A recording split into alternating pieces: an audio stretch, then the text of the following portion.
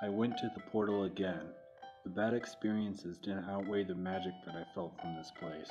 This time, though, there were other people there. They seemed like they might know more than me. There were three of them.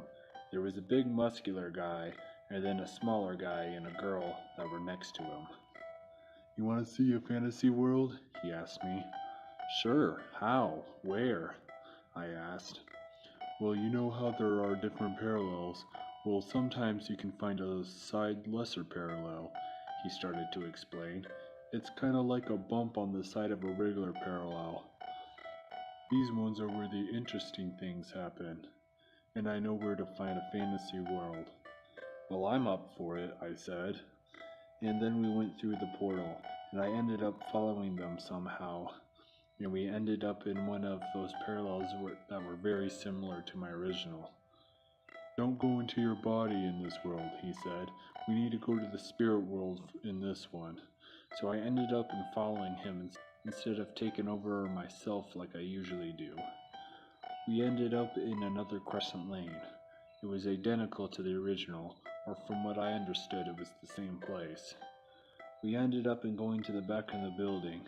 Instead of a forest, there was an ocean. We got on a boat and we sailed out. We eventually found a giant white pillar of water shooting up into the sky. "All right, we're here," he said. "We have to leave the boat, but we can jump into the pillar and we'll end up there." So we all jumped into the pillar.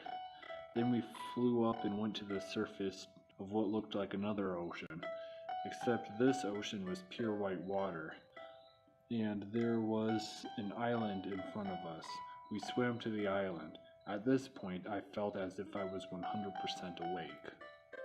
You know when you're dreaming and you don't feel like you're 100% aware? I was all there, like I was conscious and actually experiencing it. The island appeared to have a mountain, and there was a city going up it. Everything was beautiful and vivid in color. There is where I seen fictional characters walking around. There were elves, unicorns, minotaurs, fairies, and any other magical creature you could think of. "Well, we're here," he said.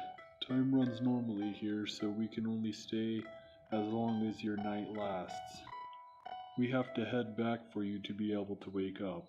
We're too far out for you just to snap back to your body." Then I realized my string was gone, and I couldn't go back. So I ended up in wandering the island, just taking in the beauty and feeling the magic. It's kinda like when you're 2 years old and you go outside and see the stars for the first time, that childhood wonder.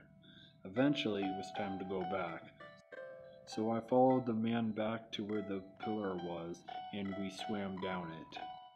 When we got out, I noticed my string was back and I followed it to wake up.